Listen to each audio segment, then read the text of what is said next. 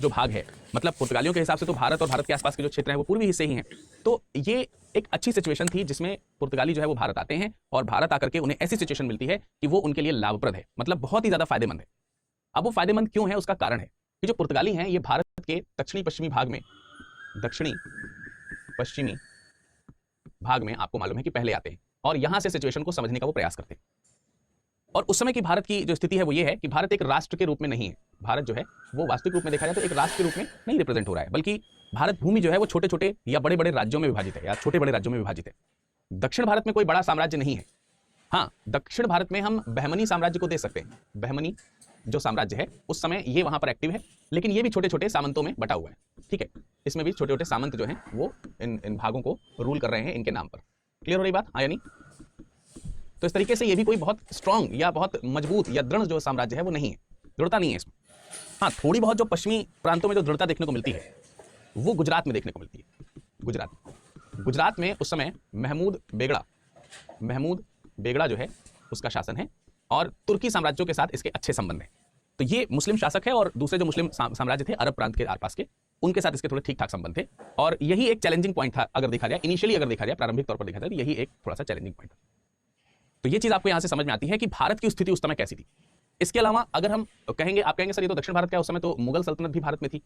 तो मुगल सल्तनतों की अगर हम बात करें तो मुगल जो सल्तनत क्या बादशाही उनकी चला करती थी, उनका दक्षिण में प्रभाव कम था, या दक्षिण में प्रभाव नहीं था।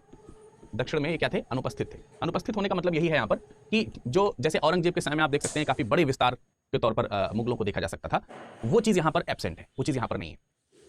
तो जो मुस्लिम शासक हैं उनमें छोटे छोटे सामंती प्रथाएं, जैसे आप देख सकते हैं बहमनी साम्राज्य में चल रही है, गुजरात में बेगड़ा का शासन चल रहा है, इस तरीके से चला करता था। तो कोई एक सेंट्रल पावर जो थी वो नहीं थी। और इसके अलावा ये जो भारतीय शासक थे भी, वो भारतीय शासकों के पास में एक विशेष चीज की कमी थी, और वो कमी पुर्तगालियों का स्ट्रॉन्ग पॉइंट था, मजबूत हिस्सा था। और वो क्या था? नौसेना। अगर हम नौसेना की बात करते हैं तो उस समय भारतीय शासकों के पास में मजबूत नौसेना ना तो थी और ना ही इस तरीके की मजबूत सेना के लिए वो कोई विचार भी रखते थे, उनको उसकी कोई आवश्यकता नहीं। वो आपस में ही इतना लड़ने झगड़ने में व्यस्त रहते थे कि आपको यूरोप तक थोड़ी या दूसरे प्रांतों तक थोड़ी जाना है, वो वहीं पे आपस में इतना लड़ते झगड़ते रहते थे, अपने साम्राज्य के विस्तार से उन्हें फुर्सत नहीं मिलती थी कि वो स्थल खंडों से ही बाहर नहीं निकल पाते थे, भले ही वो तटीय प्रांत ही क्यों ना हो। तो ये सब जो चीज है वो पुर्तगाली व्यापारियों के लिए काफी लाभप्रद साबित हुई। इसके अलावा अगर हम देखें तो एक चीज और थी जो पॉजिटिव थी पुर्तगालियों के लिए, वो ये थी कि पुर्तगालियों की जो समुद्री सेना थी, या यूं कह सकते हैं समुद्री व्यवस्था जो थी, जो समुद्री लड़ाके जो थे, वो इस समय तक अरब समुद्री जो व्यापारी थे और उनके जो बेड़े हुआ करते थे उनसे काफी ज्यादा स्ट्रांग थे। तो हम ये कह सकते हैं कि अरब व्यापारी भी इन पुर्तगाली समुद्री व्यापारियों से पार नहीं पा रहे थे या उसके बराबर नहीं बैठ रहे। तो कहीं ना कहीं वो भी एक पॉइंट था, क्योंकि इनका साथ जो है वो गुजरात के शासकों को मिलता था, तो हो सकता था कि ये कभी हारते, लेकिन फिर भी अगर देखा जाए तो पुर्तगाली उनसे ज्यादा स्ट्रांग थे, क्योंकि इनके पास एडवांस टेक्नोलॉजी जो है वो जहाज और उससे संबंधित चीजों की आ गई थी। तो ओवरऑल अगर हम देखें तो इंडिया की सिचुएशन जो है वो पुर्तगाल जिस समय आया है वो एक आइडियल कंडीशन में है। उस समय जैसी सिचुएशन उसे इंडिया में चाहिए थी वैसी ही सिचुएशन उसे मिल रही, बल्कि उससे भी बढ़िया सिचुएशन मिल रही। तो बहुत बढ़िया तरीके से यहाँ पर फूल रहे हैं। और आप लोगों को तो मैंने बताया ही था कि पुर्तगाली जो है कुछ विशेष इच्छा से भारत आए थे। वो इच्छा ही एक अभिप्रेरण का काम करती है, एक मोटिवेशन का काम करती है। तो अगर हम यहाँ पर यह जानने का प्रयास करें कि पुर्तगालियों के भारत आगमन का, पुर्तगाली जो थे उनके भारत आगमन के पीछे किस प्रकार का मोटिवेशन काम कर रहा था, ठीक है, किस प्रकार का मोटिवेशन काम कर रहा था। मोटिवेशन का मतलब आप इसको बोल सकते हैं अभिप्रेरण, हिंदी में क्या बोल सकते हैं? अभिप्रेरण। कौन सा अभिप्रेरण था जिसकी वजह से, कौन सी प्रेरणा थी जिसकी वजह से ये भारत में आसानी से आने की चाह रख सकते थे? तो उसके पीछे कुछ इतिहास तो मैंने आपको कल बताया है। जैसे पुर्तगाली जो थे वो वेनिस से ईर्ष्या करते थे, है ना, इटली का जो शहर है इटली से, और वो क्यों करते थे? क्योंकि इटली का व्यापारिक मार्गों पर एकाधिकार हो गया था। तो ये एक बड़ा कारण था। दूसरी बात, एक समय ऐसा भी आया कि अरब ने मिस्र और पर्शिया वाला जो मार्ग था उस पर 7वीं शताब्दी के आसपास अगर हम देखें तो उस मार्ग पर ऐसा कब्जा कर लिया कि यूरोप का जो सीधा संपर्क है पूर्वी देशों से वो पूरी तरीके से टूट गया। तो ये दूसरा कारण था, दूसरा मोटिवेशन था, और इन्हें चाहिए था एक नया मार्ग। और मैंने आपको बताया था कि 1487 में, शायद कल मैंने 1488 बोल दिया था, तो 1488 में वो वापस चला गया। तो आप ऐसे मान सकते हैं कि 1487 में बर्थोलोमेव डियाज जो है वो भारत की तरफ जाता है, लेकिन वो अफ्रीका के दक्षिणी भाग में, या अफ्रीका जो था, अफ्रीका का जो दक्षिणी छोर था, दक्षिणी छोर, जिसे आप लोगों ने नाम दिया था, या कल मैंने बताया था आपको, जिसे आप केप ऑफ गुड होप बोलते थे, केप ऑफ गुड होप, ठीक है, ये जो हिस्सा था, इस हिस्से पे आने के बाद वो वापस चला गया था, लौट गया था वो, ठीक है। तो 1887 से बर्थोलोमेव जो था वो भारत की ओर चला जरूर, लेकिन 88 में वो यहां से लिस्बन की ओर वापस चला गया। और उसके बाद 1498 में, आपको मालूम है, 1498 में वास्को डिगामा जो है वो भारत की तरफ निकला और उसने भारत की एक तरीके से खोज करी। तो इसके बारे में भी हमने थोड़े पॉइंट कल पढ़े थे, लेकिन जब हम इस मोटिवेशन से थोड़ा सा आगे बढ़ते हैं और जब ये वास्को डी गामा भारत से वापस लौटता है और यहां से लाई गई जो जो वस्तुएं थी उसे यूरोप में 60 गुना, है ना, 60 गुना मुनाफे में जब उसको बेचता है, तब जाके एहसास होता है। ये भी एक मोटिवेशन का पॉइंट है। ये भी एक तरीके से देखा जाए तो इस तरीके का पॉइंट बन रहा है कि भाई जब एक बार हम गए ही भर थे तब हमें इतना मुनाफा मिला, तो सोचो अगर हम वहां व्यापार करेंगे तो कितना ज्यादा मुनाफा मिलेगा। और इसी वजह से जब ये वास्को डी गामा भारत से वापस लौटा, यानी कि वास्को डी गामा जब भारत से वापस लौटा तो उस समय जो पुर्तगाल का जो सम्राट था, पुर्तगाल के सम्राट ने एक काम किया। क्या किया कि पुर्तगाल के सम्राट ने ये पेड्रो अल्वारेज कैब्रल को भेजा भारत की ओर। तो ये जो पेड्रो अल्वारेज जो है, इसकी नेतृत्व में, ये पेड्रो अल्वारेज वही है जिसने ब्राजील की खोज करी थी, इसी के नेतृत्व में बर्थोलोमियो को भेजा गया उसी मार्ग पर जिस मार्ग पर वास्को डी गामा गया। तो आप कहानी को समझिए, पहले बर्थोलोमियो जाता है, वो भारत तक नहीं पहुंचता है, फिर वास्को डी गामा जाता है, वो भारत तक पहुंचता है।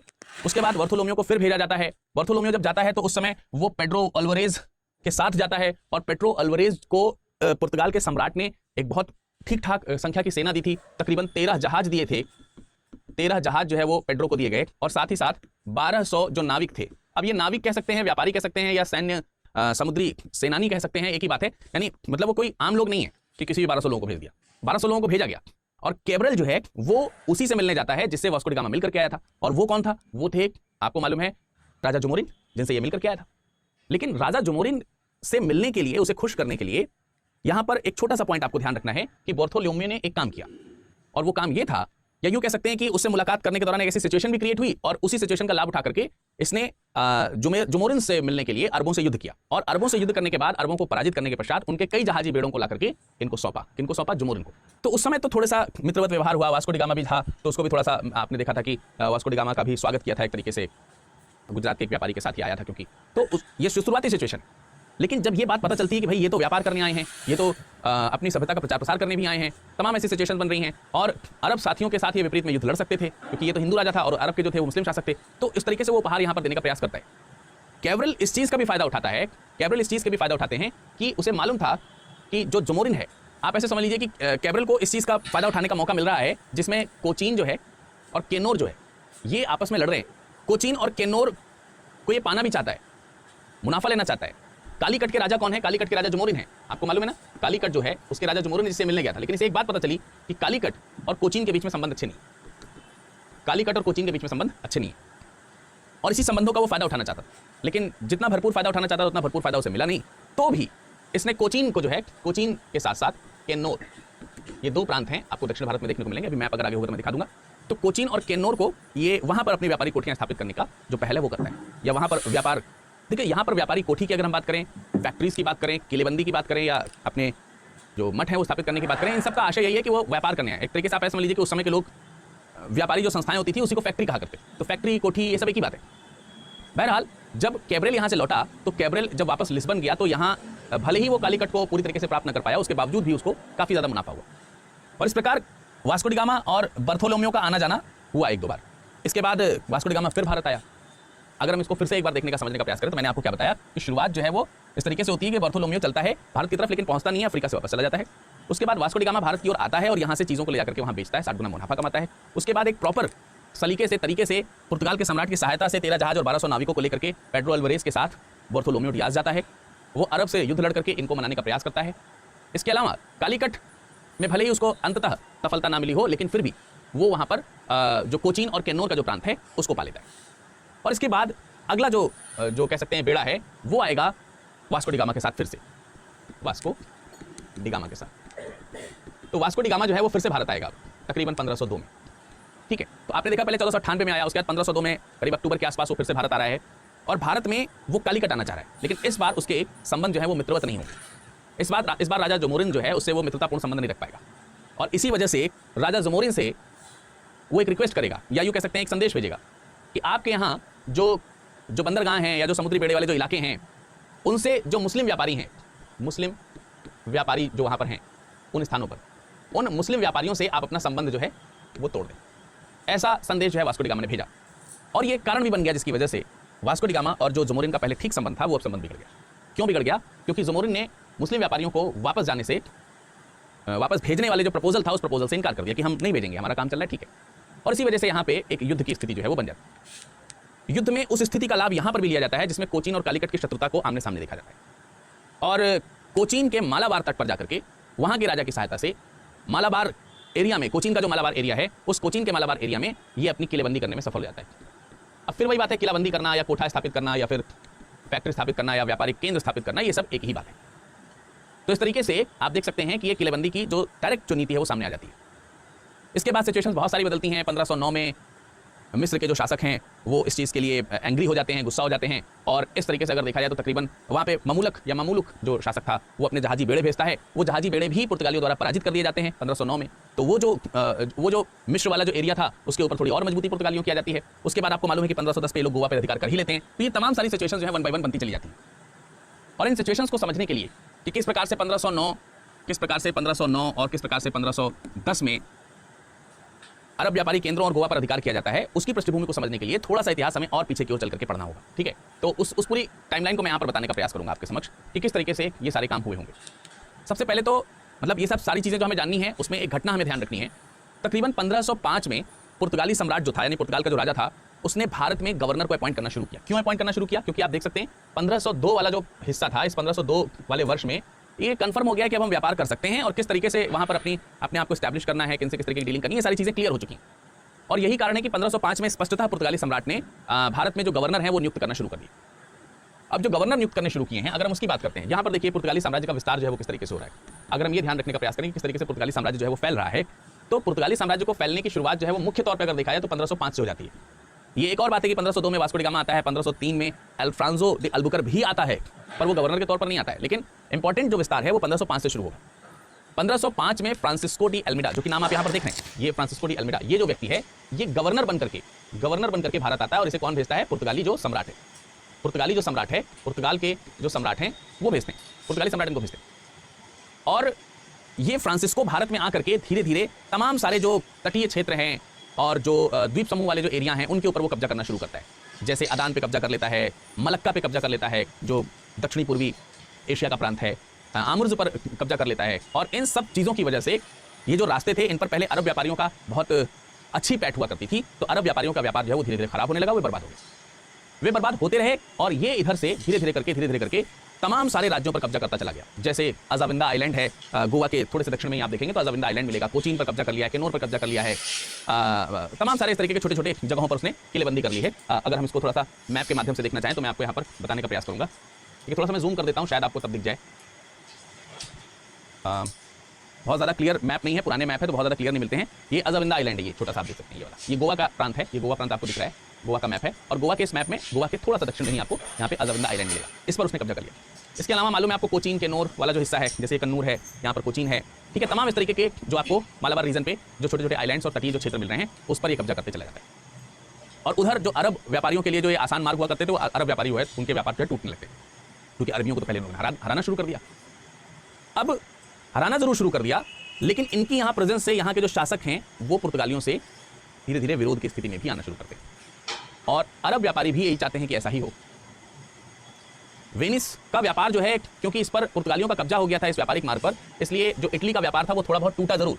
तो अब आप देखिए भारत में भी थोड़ा सा रोष उत्पन्न हो रहा है, अरब व्यापारी जो है वो भी उनका भी रोष है, इटली के व्यापारी हैं उनका भी रोष है, क्योंकि उनके व्यापार वगैरह सब लगातार घट रहे थे। तो इन सब चीज़ों को ध्यान में रखते हुए मिस्र ने क्या किया, लाल सागर वाला जो हिस्सा था उस लाल सागर वाले हिस्से पर बहुत चाक चौबंद व्यवस्था कर दी कि कहीं ऐसा ना हो कि ये जो मेन समुद्री व्यापारी मार्ग है हमारा, जो अरब सागर के माध्यम से होकर के जा रहा है, मिस्र लाल सागर के माध्यम से होकर के जा रहा है, अरब को जो यूरोप से कनेक्ट कर रहा है, उस पर कहीं ये कब्जा न कर ले। क्योंकि उस समय पुर्तगाली साम्राज्य जो था उसकी पॉलिसी ही यही थी कि एनी हाउ हिंद महासागर पर और अरब सागर पर कब्जा करा जाए। तो बदले में मिस्र के जो व्यापारी हैं या मिस्र के जो सरकार है उसने पूरा जो लाल सागर था उसके ऊपर अपना कब्जा कर लिया। लाल सागर भी मैंने कल दिखाया था आपको, यहाँ पर आप लाल सागर देख सकते हैं, ये वाला जो हिस्सा है ये लाल सागर है। ठीक है, और ये आप देख सकते हैं ये यहाँ पर, और ये हिंद महासागर का एरिया है। इसी को कब्जा करने की बात जो है पॉलिसी के अंतर्गत पुर्तगालीज लेकर के आ रहे हैं अपने आप को तेजी से अपने आप को फैलाने के लिए। तो स्थलीय जो जगहें हैं, क्योंकि वहाँ पर विरोध बढ़ रहा था, इसी वजह से देखा जाए तो यहाँ पर एक विशेष नीति का हमको ध्यान रखना है कि फ्रांसिस्को डी अल्मीडा ने एक विशेष नीति का पालन किया जिसे कहा गया ब्लू वाटर पॉलिसी। इसे आप ब्लू वाटर पॉलिसी कह लीजिए, ब्लू वाटर पॉलिसी कह लीजिए, हिंदी में नीला जल नीति, इसी को हिंदी में नीले जल नीति या नीला जल नीति कहा जाता है। इसी को शांत जल नीति भी कहते हैं, शांत जल नीति, ये शांत जल नीति भी है, ये भी हमको ध्यान रखना है। तो ये नीति थी क्या, जो लेकर के कौन आया था? फ्रांसिस्को डी अल्मेडा लेकर के आया था। और फ्रांसिस्को डी अल्मेडा ये चाहता था कि क्योंकि आगे हमको स्थलीय मार्गों पर, जो स्थलीय प्रांत हैं उन पर अपनी व्यापारिक कोठी स्थापित करनी है। स्थल पर हमारी शक्ति ज़्यादा है नहीं, सैनिक ज़्यादा है नहीं, स्थल पर सैनिक स्थानीय राजाओं के पास ज़्यादा है। इसलिए हमें जल मार्ग जो है, बेसिकली जो अरब सागर है, अरब सागर जो है, और साथ ही साथ हिंद महासागर जो है, हिंद महासागर, इस पर जो है अपने समुद्री जो बेड़े हैं उसे स्ट्रॉन्ग करना पड़ेगा, उसे मजबूत करना पड़ेगा। और इतना मजबूत कर दिया जाए कि कोई भी व्यक्ति इस जगह की लाभ लेने के लिए हमारे सामने झुके। तो ये थी ब्लू वाटर पॉलिसी, जो बहुत इंपॉर्टेंट थी। और इसी ब्लू वाटर पॉलिसी के चलते भारत के कुछ राष्ट्रों ने, मिस्र ने, तुर्की ने आपस में इस पॉलिसी की कह सकते हैं कि प्रति बड़ी चिंता जताई। यार अगर ऐसा हो गया तो फिर हम व्यापार कैसे करेंगे? ये गुजरात का व्यापार कैसे अरब से होगा?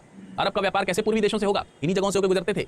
तो इन सब चीज़ों का एक रिजल्ट ये निकला कि जो तुर्की हैं,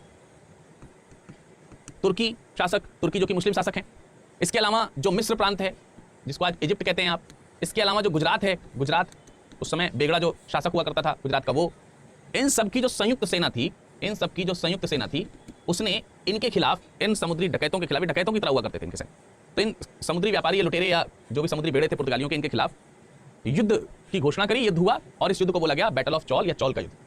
1508 में हुए इस युद्ध में फ्रांसिस्को डी अल्मेडा की पराजय हुई और इसमें इसका बेटा मारा गया। लेकिन अगले ही वर्ष 1509 में फिर से इन्हीं संयुक्त सेनाओं के खिलाफ 1509 में अल्मेडा को जीत हासिल हुई, यानी वो जीत गया। और इस तरीके से इसकी जो ये ब्लू वाटर पॉलिसी थी वो काफी हद तक सक्सेसफुल हुई। तो ये है 1505 में जो फ्रांसिस्को डी अल्मेडा भारत आया था, उसकी पॉलिसी कुछ इस तरीके से काम आई 1509 तक। 1509 के बाद नया गवर्नर यहां पर आया और इसका नाम हुआ अल्बुकर्क, अल्फ्रांजो डी अल्बुकर्क आगे लिख लो इसके, ठीक है, अल्फ्रांजो डी अल्बुकर्क। ये जो व्यक्ति है ये 1509 में गवर्नर बनकर के भारत आया, पुर्तगाली गवर्नर सर, ठीक है। लेकिन ये अल्बुकर्क पहले भी भारत में था, 1503 में भी ये भारत में एक तरीके से देखा जाए तो जो पुर्तगाली स्क्वाड्रन है उनका कमांडर बनकर के आया था। पुर्तगाली स्क्वाड्रन मतलब जो जहाजी बेड़ा है उसका कमांडर बनकर के 1503 में भारत आया था, और 1509 में ये वास्तविक रूप में गवर्नर बना, और 1509 से लेकर के 1515 तक ये भारत में रहा। और यही व्यक्ति है जिसने 1510 में 1510 में, ध्यान रखना है, इसी अल्बुकर्क ने ही 1510 में गोवा पर अधिकार किया, और इस पर अधिकार करने के लिए उसने बीजापुर का जो शासक था, आप बता सकते हैं कौन था बीजापुर का शासक? नाम याद होगा शायद आपको, जल्दी से बताइए। उस समय 1510 में गोवा पर अधिकार करने के लिए अल्बुकर्क ने बीजापुर के शासक को पराजित किया था। बीजापुर का वो शासक कौन था? वो था यूसुफ आदिल शाह, ठीक है। तो यूसुफ आदिल शाह को पराजित करके उसने 1510 में गोवा पे कब्जा कर लिया। इसके बाद गोवा के आसपास के जो एरिया थे, जैसे राजौरी, नॉर्थ वाला राजौरी नहीं, वहां पर भी राजौरी और दाभोल बंदरगाह हुआ करते थे, उन राजौरी और दाभोल बंदरगाहों पर इसने क्या कर लिया? कब्जा कर लिया। राजौरी और दाभोल बंदरगाह, दाभोल, इन बंदरगाहों पर भी इसने कब्जा कर लिया, और गोवा के आसपास के जो छोटे मोटे इलाके थे उस पर भी कब्जा कर लिया। और कब्जा करने के बाद एक विशेष नीति वो उसका पालन किया, और वो नीति क्या थी? विवाह की नीति। अब ये विवाह की नीति क्या है? विवाह की नीति ये है, विवाह की नीति ये है कि भाई आप पुर्तगाल से कितने लोगों को लेकर के आएंगे भारत में, और भारत में अगर आप व्यापार करना चाहते हैं, रहना चाहते हैं, कोई साल 2 साल की तो बात ही नहीं है, 10-12 साल के बाद हमेशा के लिए लोग व्यापार करने के लिए आ रहे थे। तो इसने भारत में पुर्तगालियों की आबादी बढ़ाने का ही रास्ता निकाला। विवाह की नीति वास्तविक रूप में भारत में पुर्तगाली आबादी बढ़ाने के उद्देश्य से थी। अब ये बढ़ाने का उद्देश्य का मतलब क्या है? भारत में पुर्तगाली आबादी बढ़ाने का मतलब क्या है? भाई पुर्तगाली भारत में बढ़ेंगे तभी तो उनकी संस्कृति का प्रचार होगा, तभी उनके जो नीतियां हैं उसका प्रचार होगा, तभी उनके धर्म का प्रचार होगा। जैसा कि आपको बताया मैंने कि ईसाई मिशनरीज जो हैं वो भी यहाँ पर आने जाने शुरू हो जाएंगे, तो सांस्कृतिक केंद्र भी स्थापित होंगे। तो गोवा में रह करके वो यही सब करना शुरू कर देता है, और गोवा में तमाम सारे, तो इसके लिए जो पुर्तगाली थे वो भारतीय स्त्रियों से विवाह करते थे, भारतीय स्त्रियों से विवाह करते थे, और विवाह करके यहाँ पर अपनी जो जनसंख्या है वो बढ़ा रहे थे। इसलिए धीरे धीरे देखते हैं आपकी पुर्तगाल जो है काफ़ी हद तक, गोवा जो है वो पुर्तगाली केंद्र रहा और अंतिम तक रहा। सबसे पहले पुर्तगाली आया, आपने इतिहास में पढ़ा होगा, सबसे बाद में पुर्तगाली गए, और पुर्तगाली जो है वो जहाँ पर थे गोवा में जो थे, तो गोवा आज भी जो है वो क्रिश्चियनिटी का एक तरीके से देखा जाए तो इसमें वो है, और वहाँ पर ईसाई जो मतावलंबी हैं वो काफ़ी अच्छी संख्या में पाए जाते हैं। तो इस तरीके से यहाँ पर शुरुआत हुई है इन सारी चीज़ों की। पुर्तगाली सत्ता एवं संस्कृति को प्रचार प्रसार करने के लिए बेसिकली ये काम किया गया था। आगे चल करके 1515 में इसने, मतलब 1511 में कह सकते हैं, 1511 के आसपास इसने मलक्का जो दक्षिणी पूर्वी एशिया का एक छोटा सा आइलैंड है मलक्का, मलक्का स्टेट आपने सुना होगा, उस पर कब्जा कर लिया। ईरान की एक जगह थी कुरसुम, 1515 में कुरसुम पर इसने कब्जा कर लिया। मतलब आप देख सकते हैं तमाम जगहों पर अपनी व्यापारिक कोठियां एस्टैब्लिश कर रहा है। कुरसुम पर कब्जा कर लिया। 1515 में ही इसने हरमुज पर कब्जा कर लिया जो फारस की खाड़ी के पास हुआ करता था। लाल सागर का जो मुहाना था वहां पर एक सोकोत्रो द्वीप पड़ता था, सोकोत्रो द्वीप, सोकोत्रो द्वीप, लाल सागर के मुहाने पर, लाल सागर मुहाना, यहां पर सोकोत्रो द्वीप पड़ता था, उस पर इसने कब्जा कर लिया। मतलब वो भी उन व्यापारिक मार्गों को से ब्लॉक कर देना चाहता है जो व्यापारिक मार्ग अरब और फारस वाले रास्ते से जाया करते थे और उस पर दूसरे लोगों का रास्ता, उसको पूरी तरीके से ब्लॉक कर देता था। इसके अलावा दक्षिणी पूर्वी एशिया में न सिर्फ मलक्का पर बल्कि जावा पर, थाईलैंड पर, पेगू पर, इन सब जगहों पर, दक्षिण में श्रीलंका का जो कोलंबो है, कोलंबो पोर्ट जो है, उन सब पे इसने अपना कब्जा किया। साथ ही चीन में भी संचाओ द्वीप हुआ करता था, तो चीन के संचाओ द्वीप पर भी इसने वहां पर जाकर के जो बस्तियां हैं वो बसानी शुरू कर दी। और इन सब चीजों को, इतने विस्तारित चीजों को ध्यान में जब रखा जाता है तो हम स्टेटमेंट निकाल सकते हैं कि अल्फ्रांजो दी अल्बुकर्क जो है, इसको भारत में पुर्तगाली साम्राज्य का वास्तविक संस्थापक माना जाता है। क्या माना जाता है? वास्तविक संस्थापक। ये भी हमको ध्यान रखना है क्योंकि आप देख रहे हैं कि इतने सारे ये कार्य कर रहा है। इसके पहले भी पुर्तगाली आए लेकिन इसकी इंपॉर्टेंस थोड़ी सी ज्यादा हुई क्योंकि इसने बहुत बड़ी मात्रा में इस तरीके के काम किए, बहुत बड़ी मात्रा में। इनमें से कुछ प्रांत मैं आप लोगों को दिखा देना चाहता हूं, जैसे कि आप देख सकते हैं यहाँ पर मैप में, देखिए मैप में आप देखेंगे तो आपको यहाँ पर कुछ जगहें देखने को मिलेंगी शायद।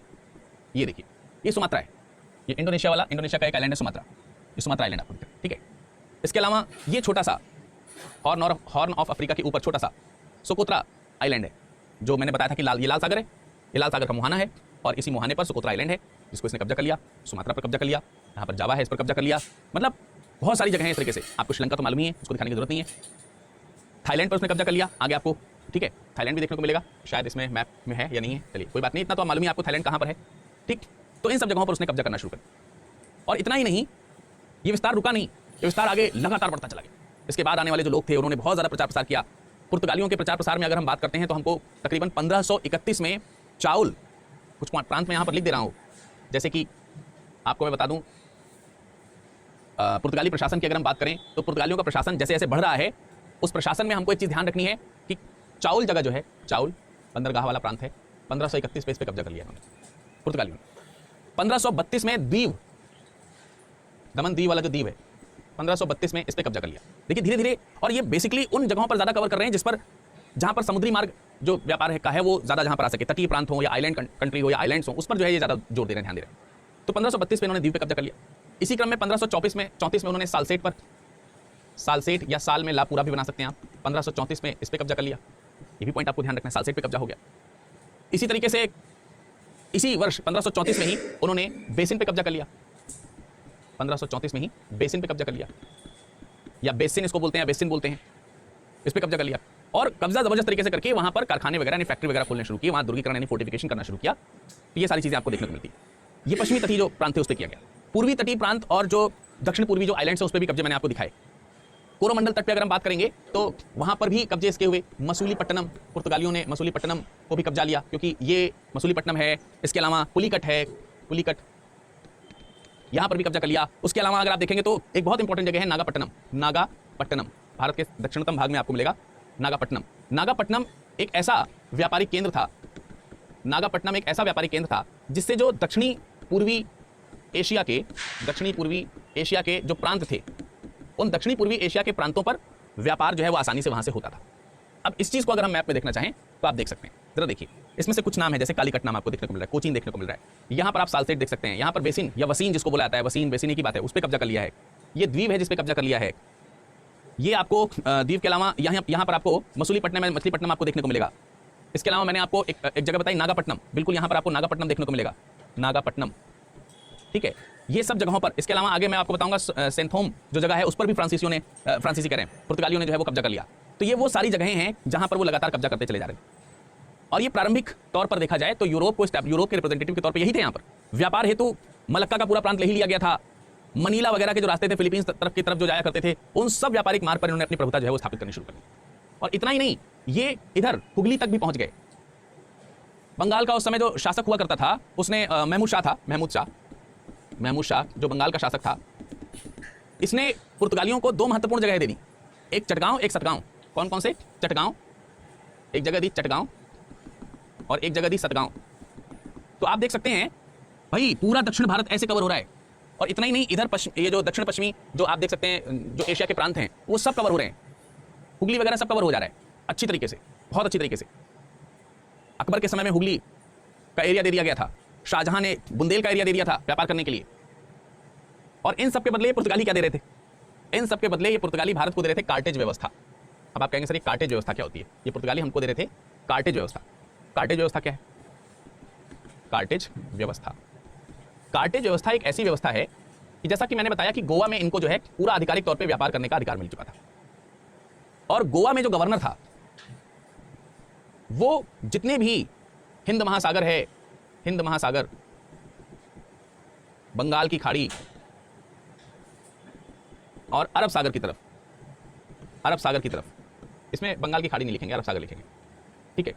इन जगहों पर अगर किसी को, किसी भारतीय जो व्यापारी थे, अगर भारतीय व्यापारियों को हिंद महासागर और अरब महासागर में व्यापार करना पड़ता था जहाज के माध्यम से, तो उन्हें लाइसेंस इशू कराना पड़ता था गवर्नर से, इन्हें गवर्नर से लाइसेंस इशू कराना पड़ता था, और उसके लिए इन्हें टैक्स देना पड़ता था भारतीय व्यापारियों को। आप देखिए परिस्थिति कितनी उल्टी हुई। और यदि अगर कोई इन गवर्नर से लाइसेंस लिए बगैर इन जगहों पर ट्रेवल करता तो इनके जो समुद्री लुटेरे थे इनकी जहाज को लूट लेते थे। ना लूटने की जो कंडीशन थी वो केवल एक थी कि अगर आपके पास में इनके द्वारा दिया गया लाइसेंस या व्यापार का आज्ञा पत्र अगर मिला है तो ही आप इन जगहों पर व्यापार कर सकते थे, अदरवाइज ये इसको लूट लेते। इसको बोला जाता था कार्टेजिंग करनी पड़ती थी। कार्टेजिंग है तो ठीक है, नहीं तो खत्म। तो कार्टेजिंग किस तरीके से लाभ पहुंचा रही थी आप देख सकते हैं, मैंने बताया आपको। अब एक प्रश्न आपके मन में और जाना चाहिए कि अगर ये इस तरीके के काम कर रहे थे तो जो भारतीय शासक थे वो क्या कर रहे थे? वो इसके खिलाफ आवाज क्यों नहीं उठा रहे थे? जैसे भारत में उस समय जो बहुत बड़ी शक्ति थी वो मुगलों की थी, वो क्या कर रही थी? बेसिकली मुगल जो थे वो, उनके पास नौसेना थी ही नहीं, अगर मोटे तौर पर देखा जाए तो। थोड़े बहुत समुद्री जहाज हो गए वो एक अलग बात, यानी नौसेना पर इनका ध्यान नहीं था। और दूसरे जो क्षेत्रीय जो राजा हुआ करते थे उनका भी यही हाल था, और ना ही उनके पास नौसेना थी और ना ही इस दिशा में वो प्रयत्न करते थे।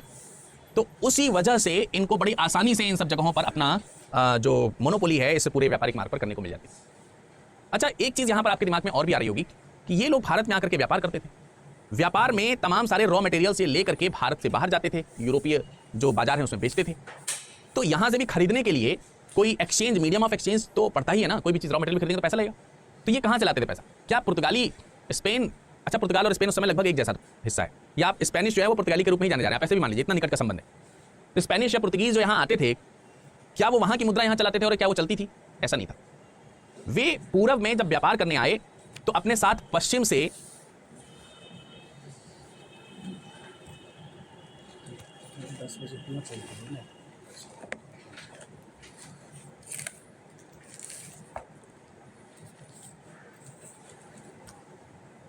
बहुत बड़ी मात्रा में सोना, चांदी, तमाम सारे बहुमूल्य हीरे, जवाहरात, ये सब लेकर के आते थे, और यही चीजें ये दक्षिण के व्यापारियों को दे करके व्यापार से इनसे सामान लेकर के पूरब जाते थे। और इसी कारण धीरे धीरे पश्चिम का जो सोना था वो यहाँ पे आगे इकट्ठा होने लगा। इसलिए दक्षिण भारत जो है वो धीरे धीरे सोने और चांदी से भरपूर होने लगा। आगे चल करके इसी सोने चांदी की लूट भी हुई, ये भी बात भी है। लेकिन इस तरीके से हमको यहाँ पर देखने को मिलता है। व्यापार की यदि अगर हम बात करते हैं तो व्यापार में खास तौर पर अगर हम देखें तो मालाबार रीजन जो है, मालाबार क्षेत्र से, वो ऐसा नहीं है कि सिर्फ यहाँ पे मसाले वगैरह ही लेने आए थे। बेसिक पहला पर्पस तो मसाले लेने का ही था, लेकिन इसके अलावा दूसरी चीज़ों का भी वो व्यापार करते थे। जैसे दालचीनी, मसालों में ही आती है हालांकि दालचीनी, हल्दी वगैरह। इसके अलावा वो चंदन वगैरह का भी व्यापार करते थे, अदरक वगैरह भी यहाँ से भेजे जाते थे, इस तरीके की चीज़ें भी थी। हाँ, सबसे ज़्यादा जिस चीज़ का व्यापार होता था वो था काली मिर्च। सर्वाधिक व्यापार, सर्वाधिक जिसका व्यापार होता था वो था काली मिर्च। और जो काली मिर्च थी इनको कोंकण तट से मिलती थी, कोंकण रीजन से, कोंकण, ठीक है। तो कोंकण रीजन जो है वहाँ से काली मिर्च का व्यापार करते थे बहुत ज़्यादा मात्रा में। इसके अलावा नॉर्थ वेस्ट जो प्रोविंस था भारत का, वहाँ से विशेष प्रकार के टाफ्टा कपड़े, मैं यहाँ पर डिफरेंट कलर से लिख दे रहा हूँ, टाफ्टा कपड़े, टाफ्टा कपड़े का व्यापार करते थे। एक विशेष प्रकार का ये टाफ्टा जो है वो कपड़ा हुआ करता था, उसका व्यापार करते थे। चिंट्स का व्यापार करते थे, भी कपड़ा था चिंट्स। ये उत्तरी पश्चिमी जो भारत का हिस्सा है उससे ये इन चीज़ों का व्यापार करते थे, वस्तुओं की बात करें। और यहाँ से चीज़ें तो पश्चिम की तरफ ले जा रहे हैं, वहाँ पश्चिम से हीरे जवाहरात के अलावा भी कुछ वस्तुएं थी जिनको यहाँ पे इस मार्केट में लाकर के बेचते थे। बड़े बड़े नवाबों और जो दूसरे सामंत थे उनके द्वारा इसको खरीदा जाता था, जैसे कि गुलाब जल, मूंगा, पारा, सिंदूर जो कि भारत में बहुत ज़्यादा जिसकी डिमांड थी, तांबा इत्यादि, ये सब, और कुछ मात्रा में वो वहाँ से ढले हुए सिक्के भी ला करके इस जगहों पर बेचा करते थे। तो ये बेसिक पॉइंट जो है वो आपको मेरे ख्याल से पता चले होंगे कि किस तरीके से पुर्तगाली जो है वो यहाँ पर किन किन चीज़ों का व्यापार करते थे, कहाँ कहाँ से क्या क्या चीज़ें लेकर के आते थे और कौन कौन सी चीज़ें वो यहाँ से लेकर के भी जाते थे। ये मैंने बोला है, आप इसको बाद में जब नोट करिएगा, नोट्स बनाइएगा, तो नोट्स के समय में इस पर्टिकुलर जगह पर आकर के फिर से सुनिएगा और सुन करके लिख लीजिएगा। हाँ, अब यहां पर अगर हम थोड़ा सा प्रशासन की बात करें तो प्रशासन में विशेष चीजें हमको कुछ देखने को मिलेंगी। प्रशासन में कुछ विशेष चीजें क्या देखने को मिलेंगी, जरा उसके ऊपर चर्चा कर लें एक पल के लिए। देखिए, प्रशासन की अगर हम बात करें तो प्रशासन में कुछ चीजें देखने को मिलेंगी। प्रशासन कैसा था, इनका एडमिनिस्ट्रेशन कैसा था। जैसे कि आपने शुरुआत में सुना कि पुर्तगाली गवर्नर कुछ भारत आए, तो भारत में सबसे बड़ा जो प्रशासन की इकाई थी, जो मुखिया था इनका, जो चीफ हुआ करता था प्रशासन का, प्रशासनिक सबसे बड़ा अधिकारी, सबसे बड़ा जो हुआ करता था, उसे आप वायसराय बोलते थे। आप वायसराय बोल दीजिए या फिर वही गवर्नर है, उसी को आप गवर्नर कहते थे। और ये वायसराय या गवर्नर भारत में 3 वर्ष के लिए अपॉइंट होते थे, और इस 3 वर्षों में इनकी सहायता के लिए इनके लिए एक सचिव भी होता था। तो एक सचिव की सहायता से ये 3 वर्षों के लिए हर बार यहाँ पर एक वायसरायज वगैरह आया करते थे। और ऐसा नहीं है उसके बाद ये यहाँ नहीं रह सकते थे। उसके बाद जो गवर्नर्स की जो कार्यपालिका हुआ करती थी, जो काउंसिल हुआ करती थी, उस काउंसिल में सदस्य के तौर पर ये बाद में काम कर सकते थे। तो एक तो हमने आपको बताया यहाँ पर वायसराय, प्रशासन में एक इकाई ये थी। एक और महत्वपूर्ण इकाई थी प्रशासन की या फिर इनके प्रणाली को दुरुस्त रखने की, जिसको बोलते थे वडोर दा फजेंडा। वडोर दा पेजेंडा, ठीक है, वडोर दा पेजेंडा। ये एक विशेष प्रकार का अधिकारी होता था। अब कभी भी जब इनको व्यापार करना होता था समुद्र से, या कहीं पर आक्रमण या सैन्य फौज वगैरह भेजनी पड़ती थी, तो जो नौसेना इनकी थी, नौसेना का जो पूरा का पूरा इनका नौसेना का जो बेड़ा हुआ करता था, उस नौसेना बेड़े को भेजने की जो जिम्मेदारी थी, नौसेना बेड़े को भेजना, इसकी जो जिम्मेदारी थी वो इस वडोर द फजेंडा की थी, या वडोर द फजेंडा, ये एक पोस्ट था, एक अधिकारी था, उसकी जिम्मेदारी। इसके अलावा जितने भी कार्गो के कार्य हुआ करते थे, क्योंकि व्यापारी थे, तो जो भी कार्गो के काम है, शिपिंग एंड कार्गो वाले जो काम है वो, इसके अलावा रेवेन्यू से रिलेटेड जो काम है, राजस्व, एक महत्वपूर्ण राजस्व अधिकारी के तौर पर जाने जाते थे, कार्गो अधिकारी के तौर पर जाने जाते थे, नौसेना अधिकारी, ये सारी जिम्मेदारी जो है वो इनके ऊपर डाली जाती थी। इसके अलावा एक और प्रशासन में महत्वपूर्ण इकाई थी जिसका नाम था कैप्टन, जिसे आप कैप्टन बोलते थे। कैप्टन का काम इनके प्रशासन में क्या होता था, महत्वपूर्ण ढंग से अगर हम देखें तो कैप्टन जो है वो जितने भी इनके व्यापारिक कोठियां थी, व्यापारिक केंद्र जितने भी थे, जिन्हें आप व्यापारिक फैक्ट्रियां कह सकते हैं, फैक्ट्रियां, ये जो थी, इन सारे फैक्ट्रियों की निगरानी करता था, निगरानी, ठीक है, इन सारे फैक्ट्रियों की ये क्या करता था, निगरानी करता था। यानी कि किला नियंत्रक अधिकारी आप इसको कह सकते हैं। क्या कह सकते हैं, किला नियंत्रक अधिकारी। ये एक तरीके से किला नियंत्रक अधिकारी था, ठीक है। तो आपको पूरा का पूरा गवर्नेंस का ये समझ में आ रहा होगा कि इनका प्रशासन जो है वो कैसे चलता था इन पुर्तगालियों का। अब इन प्रशासन अधिकारियों में आपने देखा कि जो सबसे बड़ी पोस्ट है वो पोस्ट कौन सी है, वो पोस्ट है वायसराय। और 2 वायसराय या 2 गवर्नर्स मैंने आपको शुरुआत में बताए, लेकिन एक गवर्नर का नाम मैं आपके समक्ष और लेना चाहूंगा जो कि इन सब में सबसे ज्यादा महत्वपूर्ण भी हो सकता है, ठीक है। वो गवर्नर कौन है, उसका नाम मैं आपको यहां पर दिखा देता हूं, वो है नीना दी कुन्हा, नीनो दा कुन्हा। ये सबसे इंपॉर्टेंट गवर्नर्स में से एक है। 1529 के अंतिम महीनों में, तकरीबन नवंबर दिसंबर के आसपास में, अंत में, ये भारत में पुर्तगाली गवर्नर बन के आया था। 1529 में भारत में पुर्तगाली गवर्नर बनकर आया। और यही वो व्यक्ति है, अगर हम नीनो दी कुन्हा की बात करते हैं तो इसको हम डिफरेंट कलर से यहीं पर लिख दे रहे हैं जिससे कि आपको आसानी से दिख जाए। नीनो दी कुन्हा जो है, यही वो व्यक्ति है जिसने गोवा को औपचारिक रूप से, औपचारिक राजधानी बनाया। राजधानी किसकी, पुर्तगालियों। तो पुर्तगालियों की जो औपचारिक राजधानी जो गोवा हुई, उसे बनाने का काम नीनो दा कुन्हा ने किया है। ये चीज आपको यहाँ पर बहुत इंपॉर्टेंटली ध्यान रखनी है।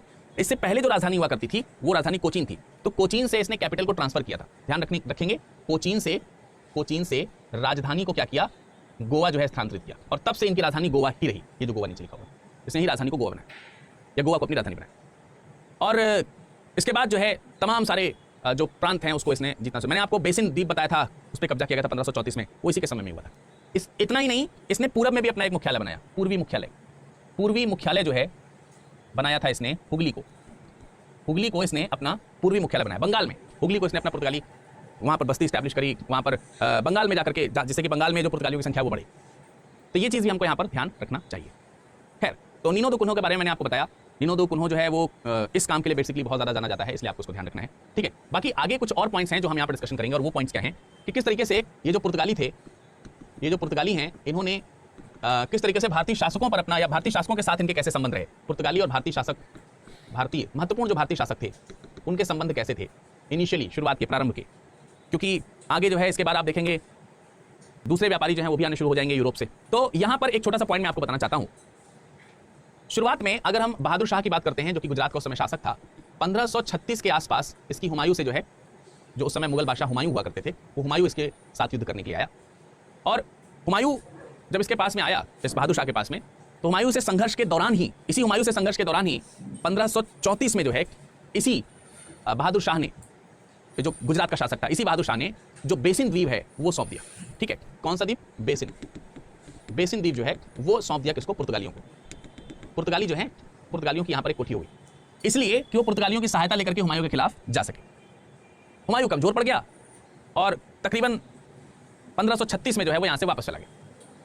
1536 में जब हुमायूं यहां से वापस गया तो उससे पहले एक चीज और, एक तो बेसिन द्वीप गया, उसके अलावा द्वीप जो जगह है, द्वीप ये भी जो है मैंने आपको बताया कि कब्जे में आ गया था, या दे दिया था इसने, देने का वादा कर दिया था कि आप वहां पर व्यापार कर सकते हैं।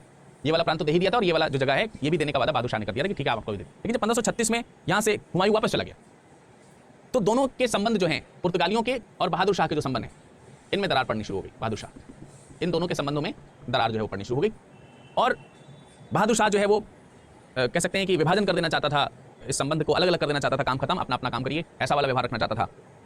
लेकिन जो विवाद यहां पर शुरू हुआ, इस विवाद को दोनों ने बाद में ये सोचा कि बातचीत करके निपटाया जाए, इसलिए वार्ता तय हुई और पुर्तगालियों ने बहादुर शाह से बातचीत करने के लिए उन्हें पुर्तगाली जहाज पर बुलाया। पुर्तगाली जहाज पर बुलाया, किस काम के लिए बुलाया? बातचीत करने के लिए। और वहीं पर इस बहादुर शाह की क्या कर दी गई? हत्या कर दी गई। तो इस तरीके से आप देख सकते हैं कि एक कूटनीतिक जो काम है वो भी यहां पर हुआ है। तो शुरुआत में इस तरीके से तो संबंध हुए। अब लेकिन अगर हम यहां पर पुर्तगालियों के अकबर के साथ कैसे संबंध थे, इसकी चर्चा अगर हम करें तो अकबर की मुलाकात 1772 में गुजरात विजय जब वो करने के लिए गया था, 1572 में जब वो गुजरात विजय के लिए निकला था, तब जो है पुर्तगालियों से इसकी मुलाकात हुई थी। कैम्बे का दौरा करने गया था, गुजरात में कैम्बे जगह है, एकदम बेसिन के पास में। कैम्बे का जब वो दौरा कर रहा था, दौरा के दौरान पुर्तगालियों से इसकी मुलाकात हुई थी अकबर की। तो अकबर की जब मुलाकात पुर्तगालियों से हुई, उसके बाद फिर बाद में सूरत में जो पुर्तगाली रिप्रेजेंटेटिव है एंटोनियो कैब्रेल, वो भी इनसे दोबारा फिर से अकबर से मुलाकात करने के लिए गया। और इन सब चर्चाओं के दौरान, मुलाकातों के दौरान पुर्तगालियों को यह पता चला कि अकबर जो है वो धर्म के ज्ञान का भूखा है। धर्म के ज्ञान का भूखा मतलब इस समय तक आपको मालूम है अकबर जो है वो एक नीति लेकर के आया था जिसमें सभी धर्मों की चर्चा होगी, मीमांसा होगी। उसके लिए उसने इबादत खाना भी जो है बनवाना शुरू किया था। इबादत खाना में शुरुआत में मुस्लिम थे, बाद में सब पढ़ा होगा ना आप लोगों ने, बाद में इबादत खाना में दूसरे धर्मगुरु भी आते थे डिबेट करने के लिए। तो इन सब चीज़ों के बारे में इन लोगों को जब पता चला तो इन्हें मालूम था कि अकबर एक महान मुगल बादशाह है और किसी तरीके से उनको ये महसूस होने लगा, क्योंकि अकबर ने इंटरेस्ट दिखाया, तो पुर्तगालियों को महसूस होने लगा कि शायद अकबर के माध्यम से हम तमाम सारे जो इस्लामी हैं उनको ईसाईयत में कन्वर्ट कर सकते हैं, या फिर इतना भी उन्होंने सोचना शुरू कर दिया कि अकबर भी हो सकता है ईसाई धर्म में कन्वर्ट हो जाए। तो अकबर की जो धर्म चर्चा में जो रुचि थी, इसी रुचि के कारण अकबर ने एक ईसाई धर्मगुरु को, पादरी को बुलाया, जूलियन परेरा इनको बुलाया और जूलियन परेरा को बुला करके वहां पर जो ईसाई धर्म का जो रस है उसको समझने का प्रयास किया। लेकिन जूलियन परेरा संतुष्ट नहीं कर पाए, जो क्वेश्चंस थे अकबर के मन में वो बने रह गए। इसीलिए 1578 में, 1578 में, इसीलिए 1578 में एंटोनियो कैब्रेल दोबारा जो है इनके दरबार में गया, लेकिन एंटोनियो कैब्रेल फिर उनको संतुष्ट नहीं कर पाया। 1579 में फिर से एक कैंप गया, गोवा के चर्च के पादरियों को वहां से बुलाया गया। गोवा के चर्च के दो पादरी जो है फिर 1580 में आए, जिनका नाम था रोथक्लेफो एक्वाविवा और एंटोनियो मांसरेट। इन दोनों को बुलाया गया, इन दोनों ने धर्म का ज्ञान दिया, लेकिन अकबर संतुष्ट नहीं हुआ। उसके बाद 1590 में, 1590 और इसके अलावा 1595 में, 5 साल बाद 1595 में दो बार फिर से दल आए, फिर अकबर नहीं संतुष्ट हुआ। तो बार बार ये जो दल हैं ये बुलाए जा रहे हैं, लेकिन अकबर को वो संतुष्ट नहीं कर पा रहे हैं। तो क्या कारण है कि वो अकबर को संतुष्ट नहीं कर पा रहे? उसके पीछे कुछ तो कारण होगा।